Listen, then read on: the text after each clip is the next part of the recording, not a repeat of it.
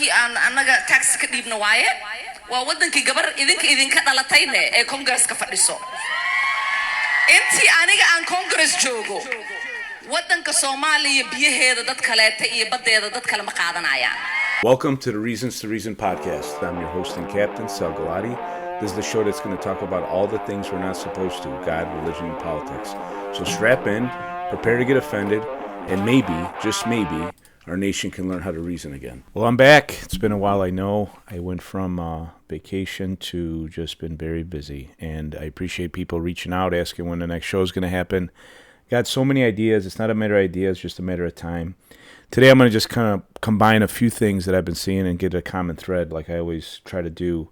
And if you didn't recognize the language of the opening there, it was Ilan Omar speaking in her native tongue. And you guys know Ilan, and she's been becoming notorious for fraud and lying and being unpatriotic. And here's what she said, and I'll translate it for you. The U.S. is a country where one of your daughters, myself, is in Congress to represent your interests. For as long as I am in Congress, Somalia will never be in danger. The U.S. would not dare to support anyone against Somalia to steal our land. Sleep in comfort knowing I am here to protect the interests of Somalia from inside the U.S. system. Well, that's a problem, right? Because we didn't elect her, who knows who elected her, but to represent Somalia's interest or any other nation's interest. It was to represent the U.S. interests. So we're going to talk about just a lot of deceptions out there, dividing us over race, over color. It's not about that. It's about being an American or not being an American, and who we allow into our country, what the expectations are if they're in our country. And we're going to just jump around a little bit and then bring it even to the Bible and the division that's caused when people identify themselves based on their race, color, or anything else other than who they are in the image of God. And let's talk about foreign born, right? Because she's a member of the Congress and elected from a district. And we're going to talk about districts too, because that's in the news as well. A lot of Somali-born people, and she essentially wins by telling them, I'm going to represent your interests. Well, it turns out her interest is allowing for the main trade in Somalia, apparently, which is theft and piracy. And you look at all the fraud that young kid uncovered with the Leering Center in Minnesota. All these organizations filled with Somalis that are just openly stealing. And it's under the brand, the Congress will pass a law that we're doing this for education, we're doing it for the kids, we're doing it for that. And it sounds good, and people vote for it. And then really what it's going to scams and frauds and schemes. A good portion of it gets taken back and to the campaigns of the people, and it's a self-perpetuating cycle that we're funding. And I think of my dad here and a lesson he taught me. It was during a World Cup, and I was a kid. And back in the day, I mean, soccer's gotten a lot more popular in this country, but not terribly popular back then. The American team wasn't good.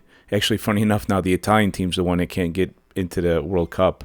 They haven't made it the last 3 cycles or so. But it was Italy versus the U.S., and I was cheering for Italy during the World Cup, and my dad scolded me. My dad was born in Italy. He goes, "What has Italy done for you, Sal?" And I didn't even know what he was getting at. I was such a young kid. He goes, "Italy's done nothing for you. This country's done everything for you. It's done everything for me." And my dad was very patriotic in that way. It's not bad to be foreign born, but it's bad when you align with the foreign nation that you fled over the nation that you call home. And culture matters, right?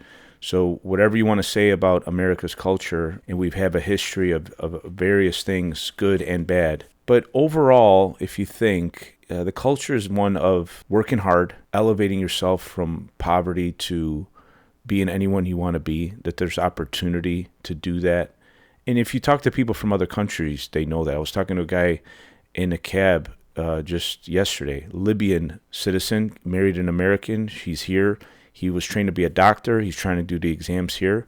But he's starting all over, and he's grateful because he gets to be in America, a country torn by civil war that he's fleeing. And he sees the peace that's here, the tolerance for people that's here. And the culture is to work hard here and get ahead through that, not through theft. There's a lot of corruption in the country of Somalia. Hate to break it to you. It has nothing to do with their skin color. It has to do with the fact that the culture there is not good. Now, you could point to a variety of things of why it is, but as the people that are coming here from Somalia, many of them are not bringing the same culture here. And so they have no problem stealing. Whereas Minnesota, I mean, think Minnesota nice. And these people that have lived there, they're like afraid to say anything because they don't want to be called a racist when it's just open fraud and theft going on. Funding this illegitimate person's campaign, and hopefully justice is coming her way. But she made it very clear there her allegiance is not to this country. Her allegiance is to Somalia. The allegiance of her constituents is to Somalia. And how are you going to argue that this is something that this nation can tolerate? No other nation tolerates that. And there's a Supreme Court case dealing with this issue of birthright citizenship. Because a nation can't survive if the people residing in it are not loyal to the nation and seek to harm the nation. No other nation would tolerate it. So there's many examples of this, but we have this whole birthright and, is it an interpretation of a law that really isn't applicable here, that if someone who's not a citizen comes to this country and has a baby, that baby automatically becomes a citizen. So let's read the article. Officials announce indictments in alleged IED plot at MacDill Air Force Base. This is from April 3rd, 2026. The parents of the suspects connected to the foiled explosive attack outside MacDill Air Force Base in Florida last month are illegal immigrants, the Department of Homeland Security announced, adding that the case underscores the dangers of birthright citizenship. ICE agents took the parents identified as QQ Zhu and Ji Zhangzeng into custody on March 18th, days after their son, Alan Zheng, allegedly planted an explosive device outside the base. Officials said the parents illegally entered the United States and applied for asylum in 1993, but an immigration judge denied those claims and ordered both Zheng Zhu removed from the U.S. in 1998. The Board of Immigration Appeals denied multiple attempts by the pair to reopen the case, but they remained in the U.S. for decades despite the removal order. The Trump administration has used the case to argue that such anchor baby citizenship enables foreign operatives to infiltrate sensitive locations like MacDill Air Force Base, which houses U.S. Central Command and Special Operations Command. Of course, right? Of course that's the case. Of course it's going to be exploited by people that hate us and hate our country. How much more obvious does it need to be? But again, when you have people legislating and judges who are not even loyal to the country, they're going to allow for things like this to happen.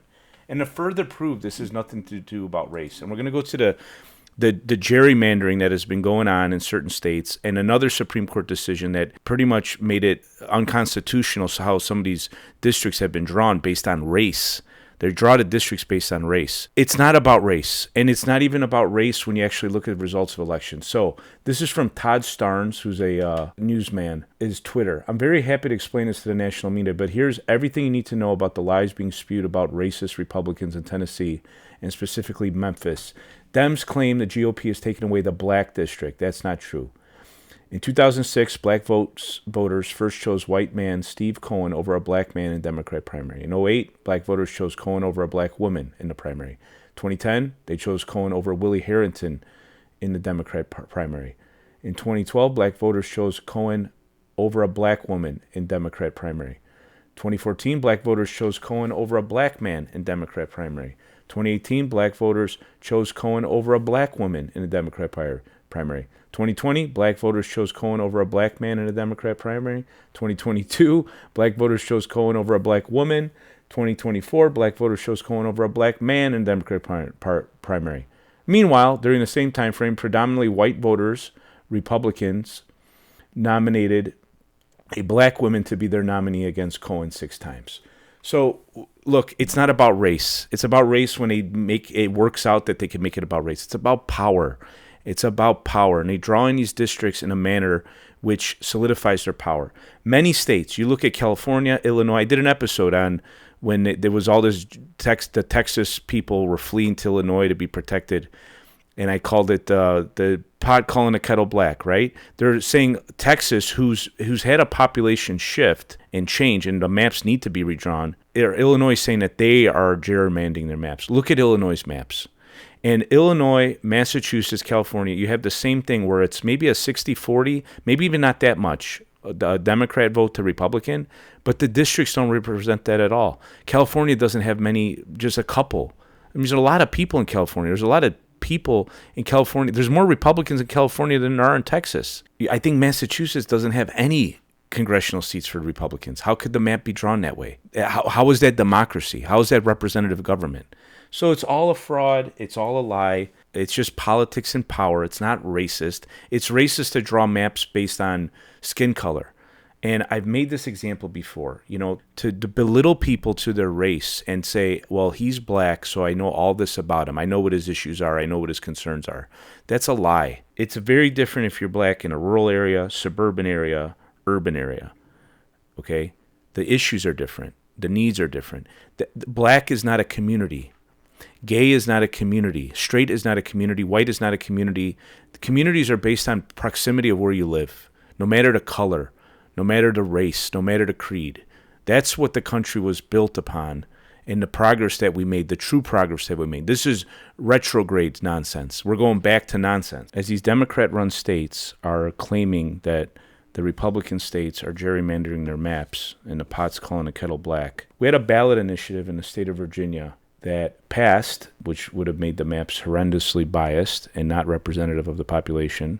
Subsequently, it's been struck down in court as unconstitutional, but we'll see how that all pans out. But I just want to read for you the ballot question and how it was presented to voters, which this probably explains for 20% of the vote going the wrong way. Should the Constitution of Virginia be amended to allow General Assembly to temporarily adopt new congressional districts to restore fairness in the upcoming elections, while ensuring Virginia's standard redistricting process resumes for all future redistricting after the 2030 census? So who's going to vote against restoring fairness? But is that what it does? I mean, how more biased can the question be? To just change the map to get more votes for a certain party.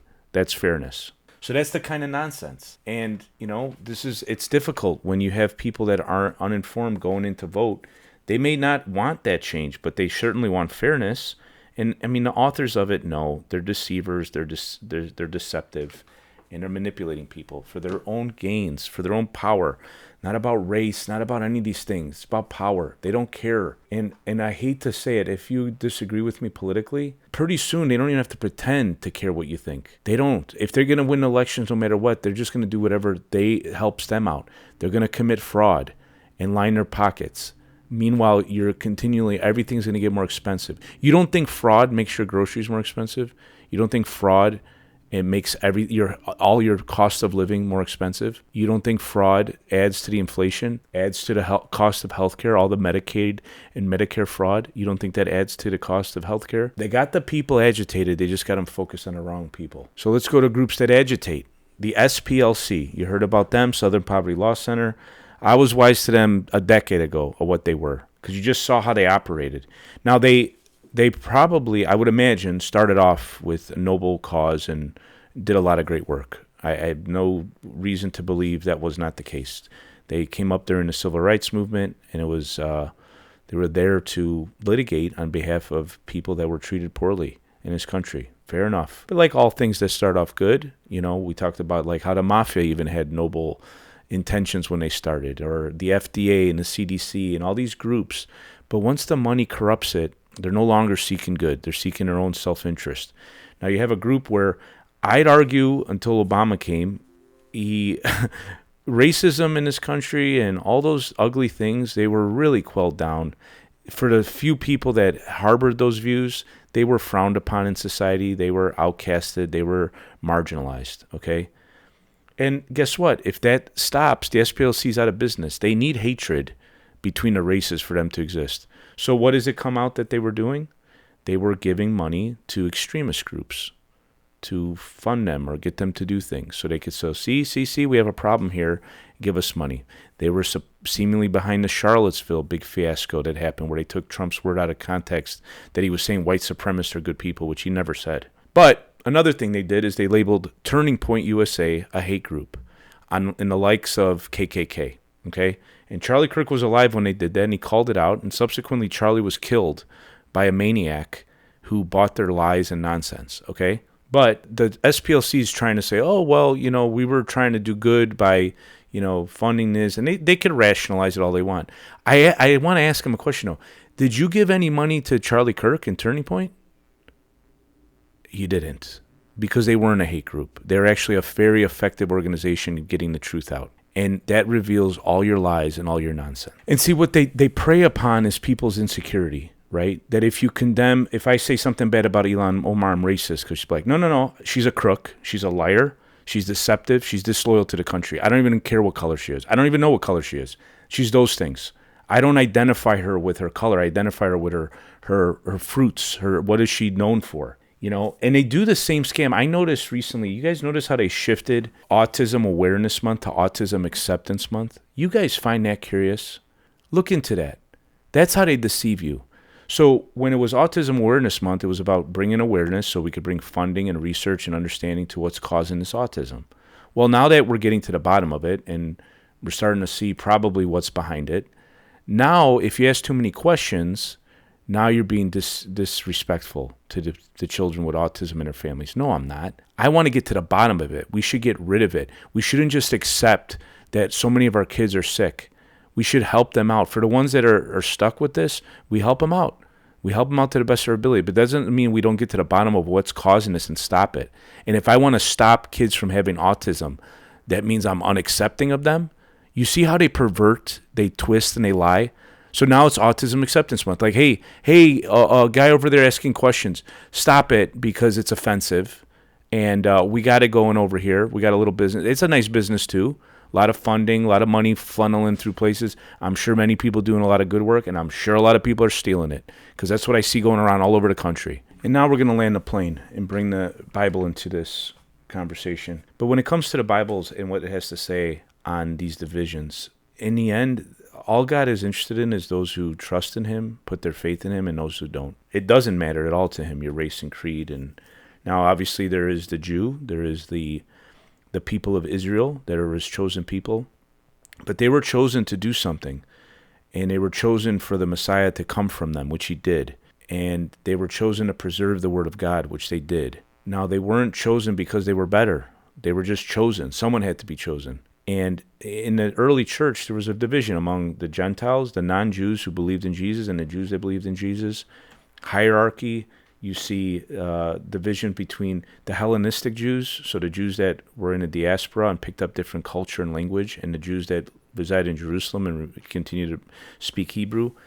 We see it in the church today, that people divide over ethnicity, over denomination, when really the division that God is interested in is, do you trust in his son or do you not? And all these divisions in culture and society, even if you don't believe in the Bible, you could see how they're just divisive. I mean, the SPLC was funding hatred and division for business and to get power, to get votes, to get money, so they could enact their agenda ultimately, which is a Marxist agenda. It's a godless, atheistic Marxist agenda. That usually is what it boils down to. They want the power to impose their will on people. And they do it under the guise of, they're defending this minority group or that minority group. And the Bible's quite clear on it. And until we get our heads right on what God has to say about it and who we are in him and how our identity resides in him, we're going to continue to squabble about this nonsense. Outside the church, inside the church, I hope you could see how that is. I hope this is something you could communicate to friends and family, see the divisions, see the lies, see the deceptions, the manipulations, the disingenuousness, the corruption. I hope you had fun hearing my voice again. I hope to talk to you soon. Peace. Sing it! Thanks for joining us for another episode. I hope I got you thinking and out of your comfort zone. Believe me, the biggest fear your government has is a population that is thinking and talking to one another. So get out there, take a risk, start a conversation, make a friend, and reason with each other. Share the show with someone who you think needs to hear it. I wish you peace and love.